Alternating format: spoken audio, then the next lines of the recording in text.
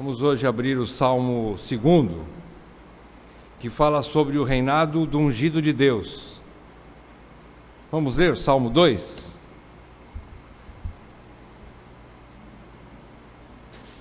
O subtítulo aqui na versão reformada é O Reinado do Ungido de Deus. Vamos lá? Por que se enfurecem os gentios e os povos imaginam coisas vãs? Obrigado. Os reis da terra se levantam e os príncipes conspiram contra o Senhor e contra o seu ungido, dizendo: rompamos os seus laços e sacudamos de nós as suas algemas. Ri-se aquele que habita nos céus, o Senhor zomba deles. Na sua ira, a seu tempo, lhes há de falar, e no seu furor os confundirá. Eu, porém, constituí o meu rei sobre o meu santo monte Sião. Proclamarei o decreto do Senhor. Ele me disse: tu és meu filho, eu hoje te gerei. Pede-me e eu te darei as nações por herança e as extremidades da terra por tua possessão. Com vara de ferro as regerás e as despedaçarás como um vaso de oleiro. Agora, pois, ó reis, sede prudentes, deixai-vos advertir, juízes da terra. Servi ao Senhor com temor e alegrai-vos nele com tremor. Beijai o filho para que se não irrite e não pereçais no caminho, porque dentro em pouco se lhe inflamará a ira.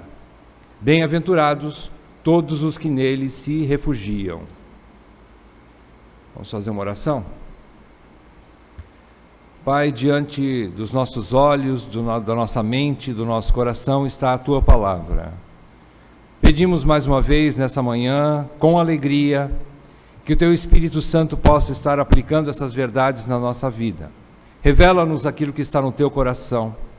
Glorifica o Teu nome, Senhor, através do estudo da Tua palavra, de transformação de vida nos nossos corações. E edifica a Tua igreja na verdade. Pai, nós nos alegramos com esse dia que o Senhor fez. Dia para que possamos Te adorar, assentando aos Teus pés, ouvindo o Senhor, cantando louvores ao Teu nome, e assim Te servindo com alegria e temor, com tremor. Tudo isso pedimos no nome santo do nosso Senhor Jesus Cristo. Amém, Pai. Amém. Irmãos, se nós falamos na primeira vez, quando nós começamos a falar sobre o livro de Salmos, nós falamos que o Salmo 1 abriu o saltério falando sobre a importância da lei do Senhor. Vocês se lembram? Salmo 1 falava sobre a importância da lei do Senhor. Ele mostra que o bem-aventurado é aquele que ama a lei do Senhor, que abandona o caminho ímpio, mas ele entra pela meditação na lei do Senhor. Então, o primeiro salmo que abriu o saltério, ele revela o caráter de Deus, revela a verdade sobre o homem pecador, e tudo isso através da luz da lei, ou seja, da palavra de Deus. Somente a palavra de Deus mostra a realidade a respeito de um Deus soberano que nós não conhecíamos, e a respeito de nós mesmos que nós também não conhecíamos. A luz da palavra de Deus, por isso que ela é tida no Salmo 119, um dos versículos mais lindos da palavra de Deus, bastante simples, obrigado, irmão, e nos mostra essa verdade: lâmpada para os meus pés é a Tua palavra e luz para o meu caminho. Então a palavra de Deus é essa luz. Então o Salmo 1 abriu dessa forma o saltério, ou seja, o livro dos Salmos. O Salmo 2, ele vai falar do que existe de mais importante que a lei do Senhor nos ensina. O que é? O reino de Deus. Ele vai falar sobre um Deus que é rei. E mais do que isso, ele vai falar que esse Deus, rei soberano, sobre todos, sobre tudo e em todo tempo, ele tem um escolhido, um ungido. É o seu maior representante, é a sua presença no meio do povo do mundo. É a presença do representante maior de Deus no meio do seu povo. É um salmo chamado um salmo profético e messiânico, porque ele vai falar do Messias. E esse ungido do Senhor é já apontando mais do que qualquer outras, semelhante a outras passagens das Escrituras, está apontando lá para o futuro, falando de quem? De Jesus Cristo, o ungido, com letra maiúscula, é o ungido de Deus. Então os outros ungidinhos ficaram todos para trás. E o ungido agora é que interessa, é o que o Senhor vai falar conosco nessa manhã, sobre o Filho. Então, a autoria desse salmo, irmãos, também é um salmo, a exemplo do Salmo 1, que nós já estudamos, é um salmo que não se tem certeza de autoria, não tem certeza quem é o autor. Só que esse salmo é um pouquinho diferente do Salmo 1, porque o Salmo 2 é citado no capítulo 4 do livro de Atos. Se você puder abrir lá, Atos capítulo 4, versículos 24 a 26, a igreja primitiva, numa das suas primeiras e principais orações, num tempo de perseguição, ela ora e menciona o seguinte, capítulo 4 de Atos, a partir do versículo 24. Ouvindo isto, unânimes levantaram a voz a Deus e disseram: Tu, soberano Senhor, que fizeste o céu, a terra, o mar e tudo que neles há, que disseste por intermédio do... Quem é o autor aqui? Ok. E na sequência, por boca de Davi, nosso pai, teu servo. E agora ele vai mencionar o quê? Um trecho desse salmo. Porque se enfureceram os gentios e os povos imaginaram coisas vãs? Levantaram-se os reis da terra e as autoridades ajuntaram-se a uma contra o Senhor e contra o seu ungido. Ele está mencionando aqui o versículo 1 e o versículo 2 do Salmo 2. E aqui a igreja primitiva, ela entende que, ela admite que o Espírito Santo estava atuando já lá no Velho Testamento. Vejam que coisa maravilhosa, o Espírito Santo sempre esteve presente na história humana, né? E foi o Espírito Santo que inspirou a quem? A Davi. Então, possivelmente, não há documentos.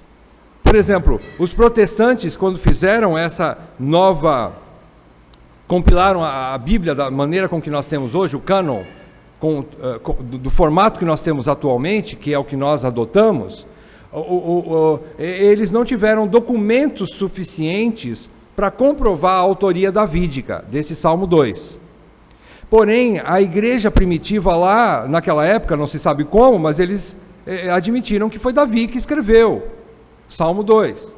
Então, a gente não tem certeza, mas só para os irmãos terem esse pano de fundo, né, a respeito do Salmo.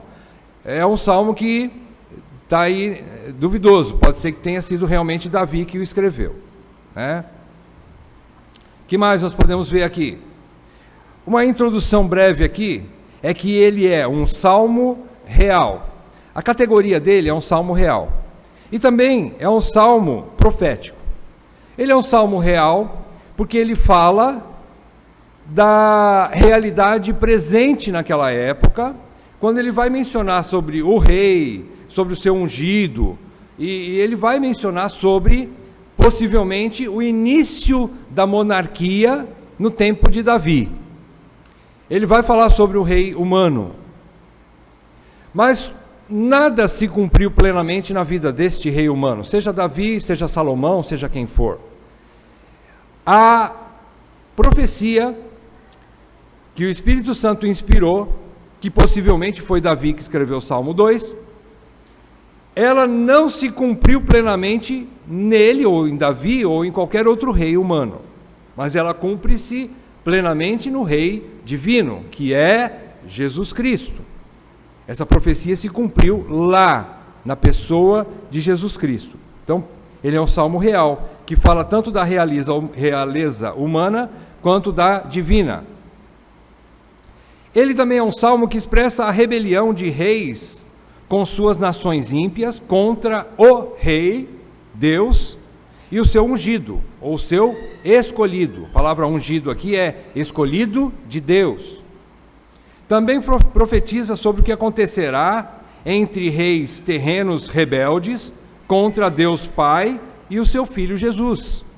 E quando se fala de reis aqui, numa esfera maior, a gente entende rebeliões de governantes na atual situação, e quando, às vésperas da volta do Senhor, a Bíblia nos revela que haverá uma grande rebelião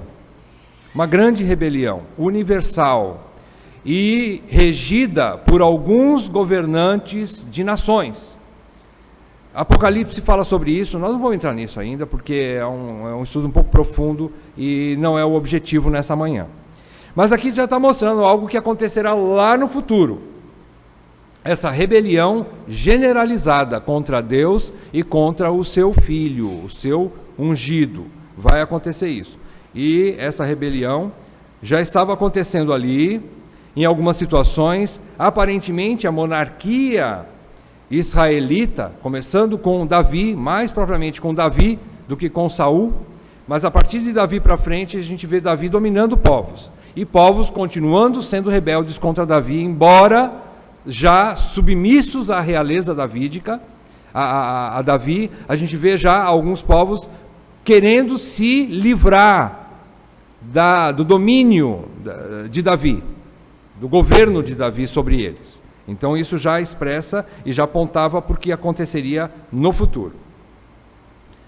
Além do texto acima mencionado, há diversas passagens no Novo Testamento que citam este salmo. Salmo 2 é um dos salmos mais citados no Novo Testamento, ou partes relacionadas a alguns versículos dele, como, por exemplo, às vezes não pega o versículo na íntegra do Salmo 2, Salmo 2, mas pega alguma coisa que remete à ideia do escritor do Salmo 2. Por exemplo, o próprio Evangelho de Mateus, capítulo 3, versículo 17, quando o próprio autor, Mateus, ele escreve e cita que no momento do batismo de Jesus houve uma voz, e essa voz falou algo semelhante ao que havia sido relatado no Salmo 2. Por exemplo, capítulo 3, versículo 17 de Mateus, fala assim: e eis uma voz dos céus que dizia: este é meu filho amado, em quem me comprazo. O termo aqui de o filho amado é o mesmo termo lá de beijai o filho, ou o ungido. O filho está remetendo lá naquele filho diferenciado dos outros filhos. Então este filho que Deus, na sua voz, no momento do batismo de Jesus, diz que este é o meu filho amado, ele está numa categoria especial e diferenciada de qualquer outro filho de Deus. Então, Mateus já fala sobre isso. Mesma coisa, Marcos capítulo 1, versículo 11. Em Mateus 17, 5, também na transfiguração, ali no Monte da Transfiguração, naquele momento, a mesma voz também aconteceu algo semelhante ao batismo. E ali diz que uma voz também do alto disse que este é o meu filho amado em quem me comprazo, a ele ouvi. O termo é o mesmo, meu filho, o meu filho amado. Está falando deste filho aqui que foi profetizado no Salmo 2. Outro trecho bastante importante é no livro de Atos, capítulo 13, versículo 33. Se os irmãos não quiserem abrir, eu vou ler e você anota para conferir em casa. Mas Atos 13, 33 menciona também uma das passagens que foi mais usada desse salmo no Novo Testamento.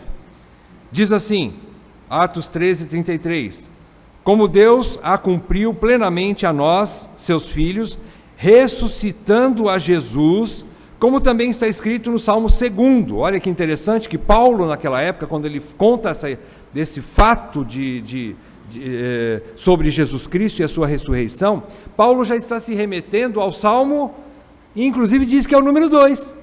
Paulo diz que é o Salmo 2. Então, provavelmente, ele já tinha uma ordem, uma organização escriturística, que mostrou que, naquela época, eles já tinham uma organização muito boa a respeito da sequência dos salmos, ou uma organização para ler o que eles tinham de Bíblia na época, né? Então já era bastante organizado. E ele diz exatamente o versículo 7. Tu és meu filho, eu hoje te gerei. Então Paulo menciona o versículo 7 do Salmo 2. Hebreus, o autor de Hebreus também menciona, no capítulo 1, versículo 5, menciona o mesmo versículo 7. Ele diz no capítulo 1 de Hebreus, versículo 5, pois a qual dos anjos disse jamais, tu és meu filho, eu hoje te gerei.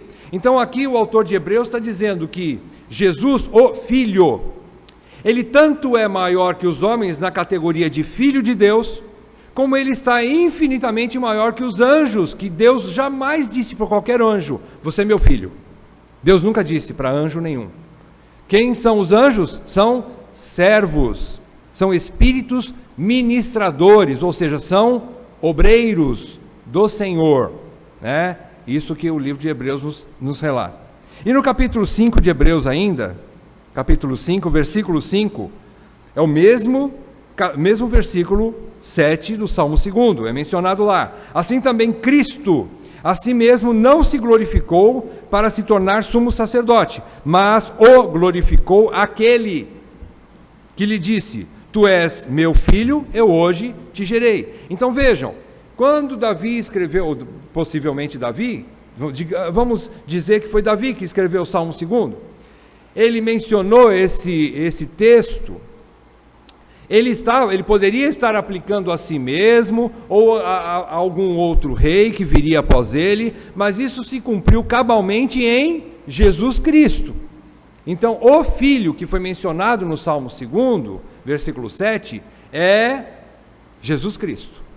E Hebreus deixa então bem claro isso, né?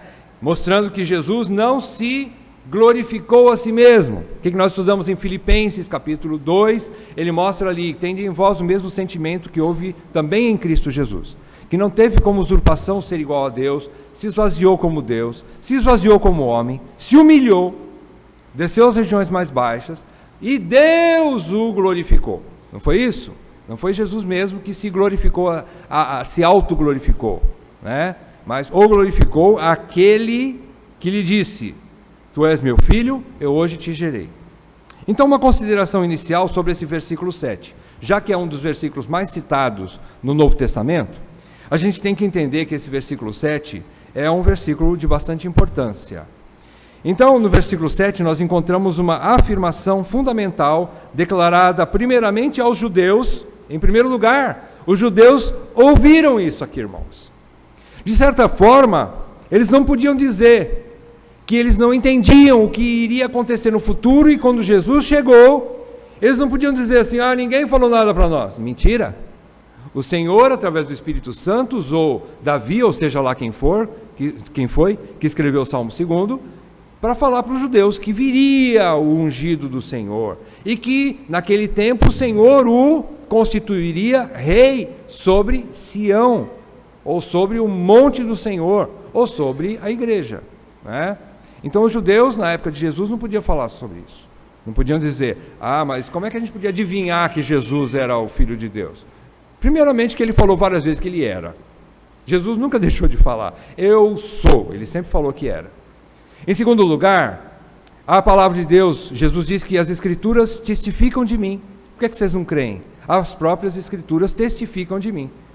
E que é um salmo melhor, e um salmo que foi muito cantado. O Saltério é uma das passagens do Velho Testamento que nenhum judeu poderia dizer que não conhecia. Porque eles cantavam salmos em todas as suas festas. Eles conheciam muito bem o livro de Salmos. Digamos que se ele tivesse preguiça de estudar o Pentateuco, o livro de Salmos era um resumo do Pentateuco. E mais do que isso, profetizava sobre aquele que viria. Então eles nunca poderiam dizer que Deus nunca lhes instruiu a respeito de Jesus. Nunca. Então esse versículo, quando diz, tu és meu filho, eu hoje te gerei, é como se o salmista que escreveu tivesse ouvido uma conversa entre Deus Pai e Deus Filho e resolve proclamar isto, admitindo ser um decreto divino. Vocês viram o versículo 7, o que diz? Diz assim, proclamarei o decreto do Senhor. Isso foi uma ordem do Senhor. Então, é como se alguém, um terceiro, que estava ali atrás da parede escutando a conversa entre Deus Pai e Deus Filho, mais ou menos isso, né? Não, é brincadeira, é uma inspiração do Espírito Santo, né? É mais ou menos como se fosse isso, né? Ele ouviu e ele falou, vou contar esse decreto, porque ele não está falando dele, ele está falando que ele ouviu essa conversa, e ele disse, eu vou proclamar, e ele me disse, tu és meu filho, eu hoje te gerei. Ele está falando do Senhor. Esse texto aqui, eu hoje te gerei, é que muitas vezes nos deixa assim meio em dúvida. Espera aí, mas Jesus é eterno ou não? Ele teve início de dias ou não? Ele teve algum início e depois ele vai ser eterno para o resto da vida, mas a palavra de Deus diz que ele sempre existiu. Então como assim eu hoje te gerei? Irmãos, também é difícil você dizer assim, lógico, foi no momento da geração humana. Sim, possivelmente, né? No momento que ele nasceu de uma maneira virginal, de Maria. Pode ser, é uma possibilidade. Mas muita gente estudou melhor, nós só estamos pegando carona neles, né? Subindo nas costas desses homens que estudaram, graças a Deus, e a gente pega carona neles, e a gente vê que esse termo, hoje, eu hoje te gerei, tem muito mais a ver com a ressurreição e ascensão de Jesus Cristo, do que com o seu nascimento virginal. Parafraseando isso aqui, significa assim, é como se Deus Pai estivesse dizendo o seguinte, tu és meu filho unigênito, ou seja, o único em sua categoria divina e eterna. Você é meu filho, falando para Jesus, é como se Deus estivesse falando isso para Jesus. E a partir de hoje, meu filho, estou falando como se Deus estivesse falando para o filho, né? A partir de hoje, que ele diz, eu hoje te gerei, aos olhos de todo o universo, eu o estou coroando, ou seja, gerando como Senhor de tudo. Assuma definitivamente seu trono nos céus. Então, gerando aqui, não é propriamente a situação, o nosso português é meio complicado, né? Porque ou você escolhe uma palavra, ou você tem que escolher um monte de palavra para ver o que às vezes o grego fala, o que o hebraico ou aramaico fala. Então é meio complicado. Mas a situação de gerar aqui é constituir. Seria original isso. Então, Deus estava dizendo assim para o seu filho, o seu ungido, eu hoje te constituí rei. Quando que isso aconteceu de uma maneira definitiva? Sempre aconteceu no coração do Pai, mas isso foi revelado de uma maneira física, visível a todo o olho humano. Quando? Quando o Senhor morreu, ressuscitou e subiu aos céus.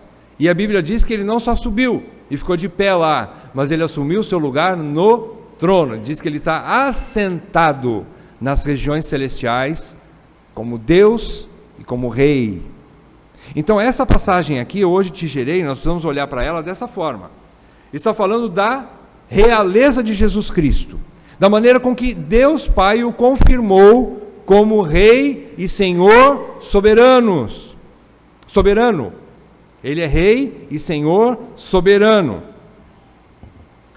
Outra coisa que a gente pode dizer sobre o Salmo 2 é que a igreja primitiva, a exemplo daquilo que nós já falamos na introdução do livro de Salmos, a igreja primitiva soube aplicar o livro de Salmos na sua vida cotidiana, e especialmente no momento de tribulação, nos momentos de tribulação. Vocês viram aí, nós lemos Atos capítulo 4, é uma das primeiras orações, uma das mais poderosas, digamos assim. Se você gosta de chamar a oração poderosa, pode chamar. Mas essa oração aqui foi uma oração que realmente tremeu, abalou o lugar onde eles estavam. Havia um propósito de Deus. A oração é poderosa não por causa de quem ora, mas por causa daquele que intercede por aqueles que oram. Quem é o que intercede? O Espírito Santo. Ele intercedeu na vida daqueles irmãos que estavam reunidos, amedrontados por causa da perseguição que estava ali acontecendo contra a igreja. Eles reunidos ali, eles oraram, pela intercessão do Espírito Santo, eles oraram parte do Salmo 2. Vocês notaram aí? Então, eles souberam aplicar nas suas vidas o saltério, a palavra de Deus, orada, ali naquele momento, não cantada, né? Mas ela foi orada. Eles pegaram um trecho do Salmo 2 e aplicaram para encontrar consolo e força em meio à perseguição. Então isso é lindo, né? Isso nos ensina. Se os irmãos do primeiro século, ou os irmãos da igreja primitiva, assim agiam, nós também podemos orar, se Deus permitir. Hoje à noite nós vamos falar um pouco sobre oração. Então nós vamos mencionar o que é uma oração no Espírito, né? Se Deus permitir. Então aqui a gente pode ver que eles oraram no Espírito. Eles estavam cheios do Espírito. Opa, então estão cumprindo Efésios 5 versículo 18. Né? Estavam cheios do Espírito e não de vinho. Né? E como é que está cheio do Espírito? Tem algum metrômetro aí para medir como é que está cheio do Espírito? Tem. Colossenses 3:17. 15, né? Ele fala assim: habite ricamente em vós a palavra de Cristo. Como é que você pode medir que você está cheio do Espírito? Não dá. Mas dá para medir se você está cheio da palavra. E Jesus disse que minha palavra é Espírito e vida. Então, se você está cheio da palavra, você está cheio do Espírito. É uma maneira de você mostrar, ou você medir, a maneira com que você está cheio. E aqui, então, eles aplicaram a palavra de Deus na oração. Vamos dividir esse salmo em 4 partes. Agora eu vou bem rápido. Primeira parte vai do versículo 1 ao versículo 3. O que a gente tem como tema aqui? O subtítulo seria o seguinte: os intentos dos dominadores deste mundo. Versículo 1 até o versículo 3. Então os intentos, as ideias, né, as maquinações dos dominadores deste mundo. A segunda parte vai do versículo 4 ao versículo 9, que é a parte que engrossa mais o salmo.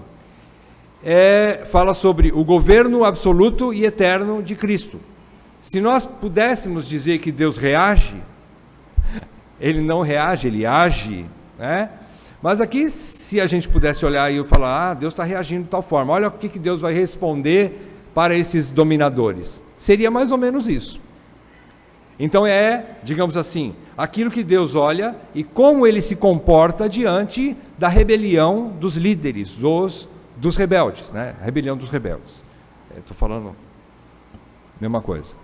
Terceira parte, dos versículos 10 ao versículo 12, seria um chamado ao arrependimento. E aqui, meus amados, a gente vê o grande amor de Deus. Ele está chamando os reis rebeldes. Ele diz assim: não façam isso. É como ele falou para Paulo: dura coisa é você recalcitrar contra os aguilhões. É você dar murro em ponta de faca. Então Deus, no seu amor, que nós não compreendemos, eu sou como Jonas, né? Podia Deus derramar um raio, descer um raio lá de cima, matar todos esses reis rebeldes. Mas isso é o coração de Jonas. E Deus então fala assim: ó reis, arrependam-se. Que coisa linda, eles chamam ao arrependimento até mesmo os rebeldes. E em quarto lugar, a última parte, é o finzinho do versículo 12, a parte C, e você vê aí em negrito, bem-aventurado, começa com o termo bem-aventurado. É a última parte, uma bênção final aos obedientes. A gente vai ver o resultado aos obedientes. Então vamos lá. Primeira parte, os intentos dos dominadores deste mundo, está aí no versículo 1 ao versículo 3. Aqui a gente já leu, a gente vê que os reis rebeldes com suas nações, quando a gente fala reis, a gente não está querendo dizer fechar somente para os governantes, mas com seus povos, os seus súditos, também estavam se rebelando contra Deus e contra o seu ungido. Naquela época, possivelmente, um rei da monarquia de Israel. Mas muito mais do que isso, como nós já falamos, nós temos que olhar lá para frente e ver Jesus. Então, o povo estava se rebelando contra Deus e contra o seu ungido. Ele mostra aqui no versículo 2, né? Então, os reis se levantaram, eles estavam imaginando coisas vãs, E ele diz que no versículo 2, eles se levantaram, os príncipes, e conspiraram contra o Senhor e contra o seu ungido, dizendo: rompamos os laços e sacudamos de nós as suas algemas. O que eles querem dizer aqui? Eles querem dizer o seguinte: nós não queremos Deus governando sobre nós. Nós não temos Deus. Nós não queremos submeter a esse Deus. Eles estão querendo romper os laços e as algemas. Significa que, na mente, no coração desses reis e dessas nações rebeldes, servir a Deus é um fardo, é uma prisão, não há liberdade, é uma coisa que eles não desejam jamais. O rei ímpio e suas nações, e pensem da seguinte forma também, quando fala de rei, quer dizer alguém que tem o governo. Na verdade, todos nós temos um pouco de rei, né? Tinha um ditado antigo que falava assim: de médico e de louco todo mundo tem um pouco, né? E de rei também, principalmente de rei. Por quê? Porque o nosso eu é muito grande, ele é muito forte, e ele quer ser o dono do seu nariz. Você não pode governar outras pessoas, é verdade. Você não pode governar um lugar que você gostaria de ser o chefe. Mas você acha que você pode governar a sua própria vida. Então todos nós temos um pouco de reis dentro de nós, que quer ser o dono do nosso nariz. Então é para todos nós que acaba sendo esse salmo. Então ele quer essa rebelião. Nós nascemos naturalmente com essa rebelião dentro de nós. Então nenhuma criancinha, por mais boazinha que pareça, nasce isenta do domínio do pecado. Ninguém nasce isento do domínio do pecado. É uma discussão muito interessante, os reformados discutem isso, alguns acham interessante batizar a criança, outros acham que pode deixar mais para frente, até que ela tenha consciência, né, do seu pecado, e é uma pergunta bastante interessante. Nós não vamos responder hoje. Mas é interessante a gente entender isso, né? Esse salmo está falando sobre uma rebelião que existe no coração de todo ser humano. É uma rebelião. Falar que alguém está governando sobre nós, você tem um chefe hoje, você tem um líder hoje, você tem um governador, você tem um rei, não cai bem aqui dentro. Parece que entra meio de atravessado, porque a ideia de autoridade e submissão para nós ainda é bastante confusa, porque nós não gostamos, né? A ideia primeira que nós temos é que acima de nós só o Boeing da Gol, né? Vamos falar da Gol hoje, né? Por cima de nós só os aviões que estão voando por aí. Ninguém está por cima de mim, não. Eu sou mais eu sou o dono do meu nariz. Eu é que sou. Então é difícil a gente assumir e aceitar a ideia de submissão. É difícil. Então, esses reis estavam dizendo isso. Eles estavam declarando: queremos uma liberdade total. Tiremos Deus do seu trono. Vamos tirar Deus do trono. Eles não podiam tirar Deus do trono nos céus, mas eles poderiam tirar Deus do trono dos seus corações. Eles poderiam. Após a corrupção dos nossos corações pela queda, o homem busca a liberdade de.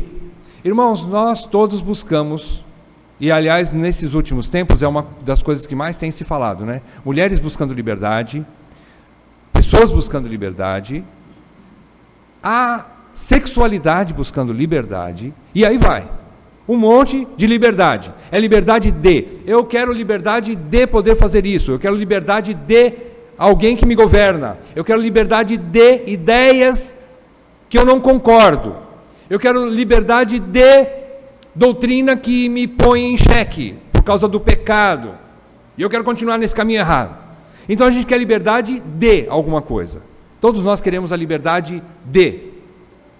O problema é que nenhum ser humano sabe usar a liberdade para. O problema é esse.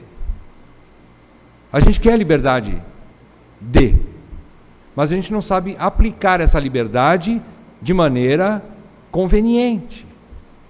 Por isso Deus, na sua infinita misericórdia, sempre nos dá a possibilidade de sermos governados por alguém, principalmente por um Deus soberano, bom e justo, que é Ele mesmo. Então, essa liberdade é o nosso grande problema, né? É isso que os reis da terra queriam. Aliás, eles queriam a liberdade de Deus. Eu vou ser livre de Deus. Mas eles não sabiam para que eles queriam essa liberdade. O nosso coração não sabe usar convenientemente sua liberdade, pois sua vontade o inclina sempre para o mal. Irmãos, nós temos infelizmente, essa doença hereditária que nós recebemos de Adão. Nós todos, ninguém sabe. E você quer saber de uma coisa? A maior bênção é nós não termos livre-arbítrio. Só Adão e Eva tiveram. E se nós tivéssemos hoje o livre-arbítrio, nós estaríamos falidos. Graças a Deus, nós somos governados por Deus. Deus, na sua soberania, nos direciona para o seu caminho. Estou falando para os eleitos, não é? Ao contrário do Salmo 1, versículo 2, o que é que você encontra? Que nós já estudamos capítulo 1 de Salmos, versículo 2, ele diz que há prazer, aquele que medita na lei do Senhor, ele tem prazer na lei do Senhor. Então, o que ele quer dizer ali no versículo 2? Ele quer dizer que, o salmista quis dizer que no governo de Deus, o justo tem prazer no governo de Deus sobre ele. Quando ele fala da lei, ele não está falando só, o justo gosta de ler a Bíblia. É verdade. Mas ele gosta de aplicar a Bíblia na sua própria vida. O que quer dizer isso? Quando fala de lei, está falando, é lógico, implica em autoridade e submissão. Quando se fala de lei, você não pensa em outra coisa a não ser autoridade e submissão. A lei impõe autoridade sobre. E aqueles que recebem a lei submetem-se à autoridade dela. Então, quando alguém medita na lei do Senhor, ele não está só aprendendo sobre o caráter de Deus e sobre o que Deus gosta e não gosta, sobre o que pode e o que não pode, mas ele está dizendo assim: eu quero isso para a minha vida, então, Senhor, eis-me aqui, eu me submeto ao teu senhorio. É isso, irmãos. É o contrário desses reis que não querem Deus. Então eles rejeitaram a autoridade de Deus. Entendem, irmãos? Essa diferença? Não sei se os irmãos conseguiram captar. Mas a diferença aqui é essa: a rebeldia contra Deus é porque eles não querem o governo de Deus sobre eles. O contrário, no Salmo 1, aquele que ama a lei do Senhor, ele ama o governo de Deus sobre ele. E ele se sente bem com isso. Por isso ele é bem-aventurado. Né? A segunda parte, irmãos, está aí do versículo 4 ao versículo 9. Do versículo 4 ao versículo 9... o salmista começa a dizer, em primeiro lugar, que Deus zomba. Uai, será que ele se assenta na roda dos escarnecedores? O termo é semelhante, porque escarnecer é o mesmo de zombar. Agora, a zombaria de Deus aqui tem razão. É lógico que o salmista teve que usar termos humanos para mostrar o que estava no coração de Deus. Lógico que não é no mesmo sentido de zombar, ou de ficar dando risadinha, e falar assim para os reis da terra: coitadinhos, vocês estão fritos, vocês vão ver o que eu vou fazer com vocês. Não é que Deus não está se expressando, digamos assim, dessa forma. Mas essa maneira que Deus ri, e Deus zomba, significa uma eterna tranquilidade sobre o seu próprio governo. É lógico. É como se imagine você tentando caçar uma barata lá na tua casa. Você corre atrás dela, e ela escapa daqui, escapa dali e tal, e de repente ela fala assim: você não vai me pegar, eu vou escapar de você, né? Se ela pudesse falar, claro, né? Aí você dá risada dela: já você vai ver só, espera um pouquinho. Não é mesmo? Seria mais ou menos isso, irmãos. Lógico, proporcionalmente e infinitamente maior Deus falando dos reis. Então ele está olhando para aquilo tudo e está dando risada. Como se ele estivesse dizendo: dá dó desse povo. Eu tenho dó. Né? Eu estou rindo, porque esse intento deles aí, eu sei que não vai dar nada. Né? Ninguém vai tirar o Senhor do seu governo. Então, do versículo 4 ao versículo 9, diz isso. Um dos versículos mais importantes também aqui, irmãos, eu acredito, é o versículo 6. Eu estou passando rapidamente. Versículo 6, ele diz: eu, porém, constituí o meu rei sobre o meu santo monte. Quem está falando aqui, o Senhor ou o salmista? Aqui quem está falando é o Senhor. Deus constituiu o seu ungido como rei sobre o meu santo monte. Lógico que Davi, o salmista, não podia dizer assim, é o meu santo monte. Está falando de Deus. Mas isso se aplica também quando nós olhamos e dizemos assim: eu posso constituir Jesus Cristo como rei em algum lugar? Posso.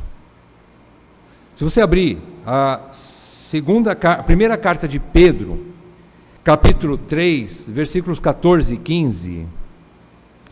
1 Pedro 3, 14 e 15. Pedro está mencionando nesse trecho que, diante das perseguições, não fiquem com medo. Se vierem ali muitas provas sobre você, não se amedronte. E ele diz assim: não vos amedronteis, portanto, com as suas ameaças. Estou pegando o finzinho do versículo 14, né? Eu falei 1 Pedro 3, 14 e 15, né? Finzinho do versículo 14 diz: não vos amedronteis, portanto, com as suas ameaças, nem fiqueis alarmados. Antes, santificai a Cristo como Senhor em vosso coração. Ele já não é Senhor sobre o universo? Sim. Ele também é Senhor sobre o seu coração. Só que aqui está mostrando alguma coisa da seguinte forma. Quando ele fala santificai, ou seja, que ele seja exclusivo, separado, como um Senhor, aqui está falando de quem governa, quem é dono. Ele é dono do seu coração. Ou seja, ele tem a primazia no seu coração. Ele nunca vai deixar de ser Senhor de todas as coisas, inclusive do seu coração. O problema é se eu aceito Ele como meu Senhor. O problema é se eu me submeto a Ele. O problema é se eu me curvo diante dEle, humildemente, com temor, e digo: Senhor, eu te obedeço, Senhor, eu me submeto a Ti. O Senhor é Senhor sobre todas as coisas, e nem o seu coração fica fora disso, sabia? Nem o seu coração. Porém, às vezes, nós não agimos em consonância com essa verdade. Nós não agimos como se Ele fosse realmente Senhor do meu coração. Esse é o problema. Nós temos que constituí-lo rei sobre o nosso templo. Quando ele fala aqui do Monte Sião, lá no versículo 6, ele está falando sobre o templo. Monte Sião era um monte onde estava o templo de adoração. E o templo de adoração, nós sabemos muito bem hoje, não é essa casa de 4 paredes, mas nós somos o templo de Deus.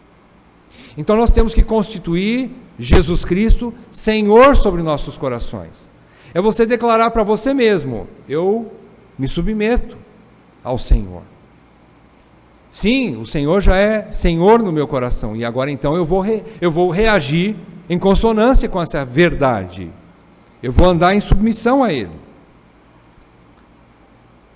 Irmãos, uma das passagens que a gente poderia aplicar aqui, que nos chama mais atenção, que nos ajuda a gente a ter a visão sobre isso, foi numa situação quando Isaías foi chamado para o ministério. Isaías foi chamado para o ministério, já estava sendo usado no ministério, já tinha profetizado algumas vezes, mas aconteceu algo no meio do serviço do ministério de Isaías, no capítulo 6. Abram lá, capítulo 6 de Isaías. Só o versículo 1. Capítulo 6 de Isaías. Versículo 1 diz assim: no ano da morte do rei Uzias, eu vi o Senhor assentado sobre um alto e sublime trono, e as abas de suas vestes enchiam o templo. O que é que aconteceu aqui? Aconteceu algo muito importante na vida de Isaías, para o ministério de Isaías. Aconteceu que O rei Uzias, ou Azarias, é o outro nome também que aparece, em Crônicas está com um nome, em Reis está com outro nome, e aí você vê, o capítulo 15 de 2 Reis está com um nome. E em Crônicas está com outro nome, mas Uzias e Azarias é a mesma pessoa. Ele foi um rei muito bom e muito importante, diz que ele fez o que era reto aos olhos do Senhor, a não ser no fim da sua vida, quando ele se ensoberbeceu, achou que podia entrar no templo e fazer o serviço de um sacerdote, e os sacerdotes foram firmes com ele, e tiraram ele para fora, e quando estavam arrastando ele para fora, ele ainda insistiu em ficar dentro do templo, e foi tomado de uma lepra. Aí então ele passou os últimos dias de sua vida fora do arraial de Israel. Mas Uzias, no geral, foi um bom rei. Ele restituiu a adoração a Deus. Ele livrou o povo de muitas coisas idólatras. Ele trouxe de volta a lei do Senhor. E ele então fez muitas coisas boas para a adoração a Deus, para Israel, para Judá, melhor, né? Então, Isaías, diz a história que possivelmente era um primo de Uzias. E ele era um homem, além de ser profeta da casa do Senhor, ele era também envolvido com política. Isaías estava envolvido ali, ele era um frequentador assíduo do palácio real, do palácio do governo de Uzias. Talvez pela parentela que ele tinha com Uzias, mas ele estava muito envolvido. O coração de Isaías estava dividido entre o governo divino e o governo do seu primo humano, porque foi muito bom. É como se Deus estivesse tirando um ídolo do coração de Isaías e falado assim: agora só estou eu aqui. No santo templo só fica um. Não tem 2 tronos aqui não. No teu coração só fica um. Não tem lugar para 2 aqui não. Se Isaías estivesse olhando para Uzias, achando que, como homem, ele foi muito bom e ele se submetia de uma maneira até, quem sabe, nós não sabemos ali o porquê desse acontecimento, mas foi exatamente naquele ano que Uzias morreu, saiu do trono, Isaías olhou e só viu Deus no templo, no trono, só Deus. Irmãos, essa é uma situação bastante interessante aqui. É o versículo 6 do Salmo 2. Só Deus reina no nosso coração. É como se Deus estivesse aplicando isso. Isaías aprendeu com isso. Ele conseguiu ver Deus. Não tinha mais a visão de Uzias no seu coração misturado com Deus. Não tinha mais aquela visão rasa, mas somente uma visão celestial de Deus. E quando ele olhou para Deus da maneira devida, correta, como santo, santo e santo, ele olhou para ele e falou assim: miserável, miserável, miserável. Ele diz assim: eu vivo no meio de um povo de lábios impuros, eu sou impuro, eu vou morrer porque eu vi o Senhor. Ele diz que ele viu o Rei, né? Eu sou homem, e os meus olhos, versículo 5, os meus olhos viram o Rei, o Senhor dos exércitos. Então o que Deus queria aplicar na vida de Isaías aqui, era que ele tinha que olhar para Deus. Deus é o supremo Rei. O governo da vida dele estava nas mãos de Deus. É isso que Deus queria aplicar na vida de Isaías. Tanto que depois, no capítulo 52, versículo 7, ele mesmo alega que aqueles que evangelizam ou contam coisas boas para o povo, versículo 7 do capítulo 52, diz assim: que formosos são sobre os montes os pés do que anuncia as boas novas, que faz ouvir a paz, que anuncia coisas boas, que faz ouvir a salvação. E qual é a última declaração? Que diz a Sião: o teu Deus reina. Então isso é coisa, Deus trabalhou no coração de Isaías para mostrar que Isaías precisava falar para o povo: Quer uma coisa, quer declarar uma boa nova que o povo se assenta? Diga para o povo, o teu Deus é soberano. Não há maior declaração que faz o coração humano assentar em tranquilidade do que o entendimento e o ensino de que Deus é soberano. Não há outra maior e melhor boa nova do que essa aqui. É o que Isaías aprendeu. Em vez de ele dizer assim, olha, fique tranquilo, hein? Deus é por nós, mas nós temos um bom rei também que vai cuidar das coisas, viu? Não, o rei estava morto. O bom rei estava morto. O bom rei passa, humano, né? Mas o grande Senhor Rei soberano, perpetuamente, reina sobre o seu povo. E essa é a declaração mais importante. Então, irmãos, nessa passagem aqui, voltando para o Salmo 2, nesse trecho, um dos versículos mais importantes é esse. Ele está mostrando também que ele regeria com vara de ferro. E ele está mostrando no versículo 9, que esse governo de Deus não é de brincadeira. Nós gostamos de olhar para Deus e dizer assim, ah, Deus é amor. Ah, Deus é bondade. Ah, Deus é misericórdia. Tudo isso é verdade. Mas completa Deus. Não mostra uma caricatura de Deus. Deus é justiça. E a Bíblia diz que Deus é um fogo consumidor. Irmãos, não brinquemos com Deus. Ele é bom, mas Ele é justo. Ele é misericordioso, mas Ele é fogo consumidor. Então, olhemos para Deus, busquemos as suas misericórdias. É o motivo de eu e você não sermos consumidos ainda, porque as suas misericórdias se renovam a cada manhã. Quer um motivo para orar? Às vezes você pensa que não tem motivo nenhum para orar. Ore por causa das misericórdias de Deus que renovam todo dia na tua vida. Se você está respirando agora, chama-se misericórdia de Deus. É misericórdia. Então, é motivo de você orar em gratidão a Deus. Não é? Irmãos, então nós não podemos brincar com Deus. Resumindo esse trecho aqui, eu achei muito bonito esse resumo aqui, é o seguinte: nunca acontecerá a queda do trono divino. A fé cristã declara: há um Deus que governa o mundo. Há um Deus que governa o mundo. Ele é todo-poderoso. Tica aí, Ele é todo-poderoso. Ele é todo-poderoso e é todo sábio. Tica aí, Ele é poderoso e sábio. Ele é todo-poderoso, é todo sábio e Ele me ama. Ele me ama. Então aí a nossa alma aquieta. A gente faz calar e sossegar a nossa alma. Não porque as coisas estão indo bem, mas porque Deus que está reinando me ama.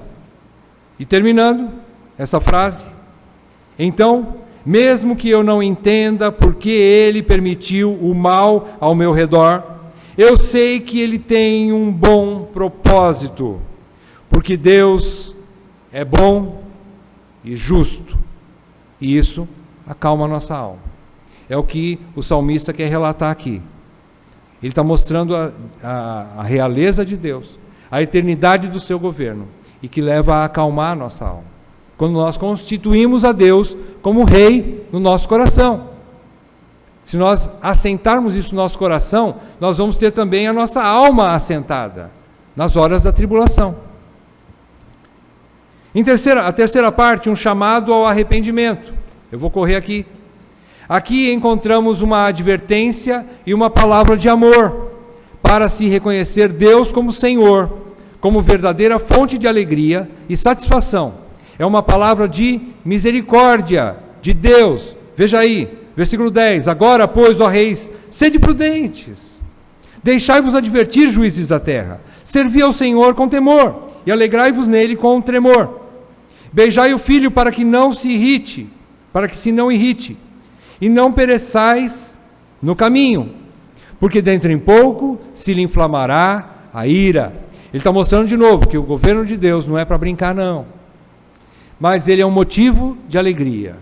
Ele mostra que o temor de Deus, aquele que teme ao Senhor, é bem-aventurado. Aquele que teme ao Senhor, que submete ao governo de Deus, ele é bem-aventurado, ele é feliz. Ele mostra aqui que há alegria no serviço, com o temor a Deus. É interessante isso, irmãos.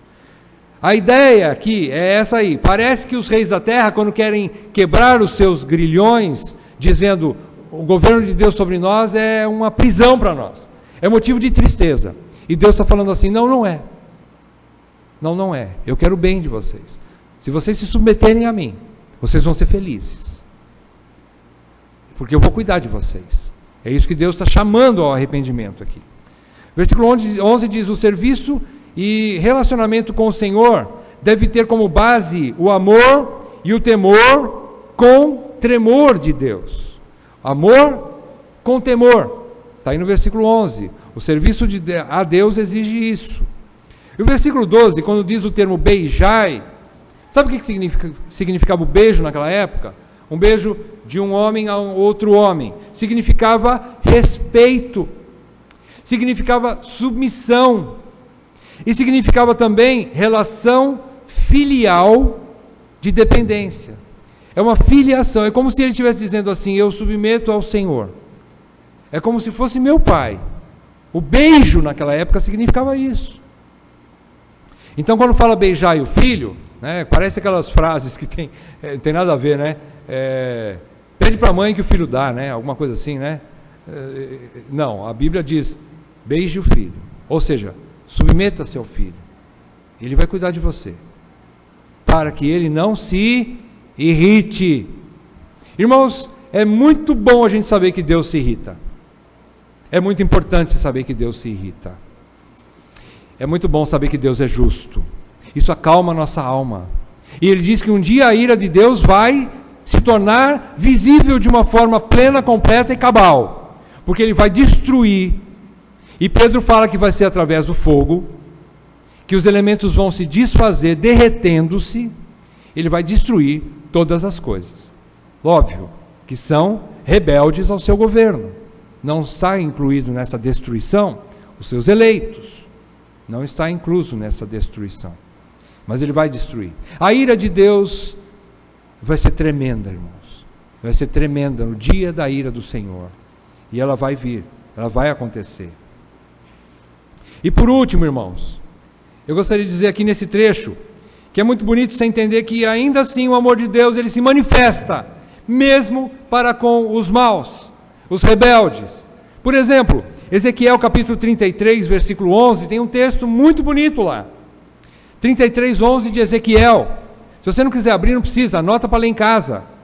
Eu vou ler para vocês. Diz assim, diz-lhes, Deus está falando assim para o profeta, diz para eles, tão certo como eu vivo, diz o Senhor Deus, não tenho prazer na morte do perverso, mas em que o perverso se converta do seu caminho e viva. Convertei-vos dos vossos maus caminhos. Pois, por que haveis de morrer, ó casa de Israel? E no capítulo 18, versículo 23, e no versículo 32, ele diz a mesma coisa. Aí alguém vai perguntar, mas ele está falando só da casa de Israel. Se você pegar o versículo 32 do capítulo 18, ele diz que ele não tem prazer na morte de ninguém. De ninguém. Ele não tem prazer. Deus não tem prazer na morte de ninguém. E aqui o filho em aramaico significa o unigênito, o herdeiro principal do pai, que tem a primazia sobre todos os outros filhos. Quando diz beijai o filho, isso nos remete ao cumprimento da profecia messiânica em Jesus Cristo, o Filho de Deus, confessado por toda língua como Senhor de tudo. Nós estudamos também isso em Filipenses capítulo 2. Então o Filho aqui, beijai o Filho, ele está falando, submeta-se ao Filho de Deus, que é Jesus Cristo. Às vezes as pessoas falam, eu acredito em Deus, e eu submeto a Deus, mas não submeto a Jesus. Então você não submete a Deus, porque quem tem o Filho tem o Pai. Quem não tem o Filho, não tem o Pai. Quem não submete ao Filho, que Deus o constituiu rei, ou seja, representante dele como Senhor, como vai submeter a Deus? Se não tem mais como fazer, se não for através do Filho. A Bíblia nos ensina isso. Então, se alguém fala assim, não, eu não acredito que Jesus é Deus, e eu não submeto a Jesus, mas eu submeto a Deus, então é melhor, não é? Jeová é meu Senhor. Coitado. Jeová passou uma procuração plena, completa, para o Filho, e o Filho hoje é Senhor. É Ele que você tem que adorar. Beije o Filho. E para encerrar, a quarta parte, a bênção final, que eu disse para vocês, no finzinho do versículo 12, bem-aventurados todos os que nele se refugiam. Se no capítulo 1, a gente viu que bem-aventurado é aquele que não se envolve com pecadores, com ímpios e com escarnecedores, aqui a gente vê que bem-aventurado também é aquele que, se não está lá no caminho dos ímpios, está submetendo a Deus. Vocês viram aí? Bem-aventurado todos os que nele se refugiam. Bem-aventurado aquele que submete a Deus. São bem-aventurados. São alvos da graça especial de Deus. São felizes. Deus tem um favor especial aos que se submetem ao seu senhorio. E aqui nós encerramos o Salmo. Vamos ver alguma coisa que a gente pode tirar do Salmo. Salmo 2. Em primeiro lugar, os crentes precisam aprender a equilibrar a visão do Deus de amor e misericórdia com a visão do Deus de santidade e justiça. Nós precisamos aprender a equilibrar essa visão, que é a real visão do Deus que governa todas as coisas. Isto nos livra tanto de uma vida legalista, porque quando você olha só Deus como justo, santo, e aquele que é fogo consumidor, muitas vezes você olha só desse lado, você vive uma vida pesada e difícil, é um fardo, porque você só está olhando o Deus que castiga, é o Deus que repreende. Mas quando você olha, e aí então você fica preso no legalismo, isso pende para o legalismo. Mas quando você olha para o Deus de misericórdia e o Deus de amor, você equilibra isso, mas você também não vai partir para uma vida libertina, porque nós não fomos chamados também para a libertinagem. Vocês lembram do texto? Nós fomos chamados para a liberdade, não para a libertinagem. Então equilibra, quando você tem a visão correta de Deus, que Ele é santo e justo, mas também é misericordioso e é um Deus de amor, equilibra a nossa vida. É isso que nós precisamos, esse equilíbrio. Segundo lugar, o único Deus verdadeiro que governa todo o universo e presidirá o julgamento final, também é seu Pai e seu advogado. É o que eu estou falando sobre equilíbrio. Por isso, acalme a sua alma com esta convicção. O Deus que vai julgar todas as coisas é o Deus que te chamou por filho. É o Deus que é o teu advogado. Por isso a gente declara com ousadia, né? Por causa da justiça dele e não a nossa. Quem intentará acusação contra os eleitos de Deus?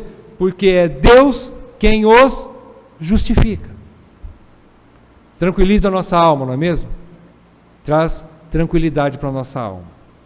Em terceiro lugar, precisamos aprender a manusear bem a palavra da verdade, para que aprendamos a aplicá-la de forma correta e na medida certa nas circunstâncias da vida. O que eu quero dizer com isso? Eu quero dizer que foi isso que a igreja primitiva fez. Ela soube trazer algo do Velho Testamento, da doutrina do Velho Testamento, e aplicou na própria oração no momento certo, da maneira certa. Por exemplo, eu não posso dizer assim, eu vou sair com o meu carro, ele está com o documento vencido, eu estou com a carteira vencida, e eu vou sair e vou orar a Deus, Senhor, me livra do guarda rodoviário. Eu não posso fazer essa oração, não é mesmo? Eu não posso. Então eu não posso aplicar o livramento de Deus numa situação que eu estou entrando conscientemente que eu estou errado. Não se faz isso, não é mesmo? A gente precisa entender isso. Deus pode usar de misericórdia? Sempre. E muitas vezes Ele até usa. Mas eu não posso conscientemente orar e pedir isso.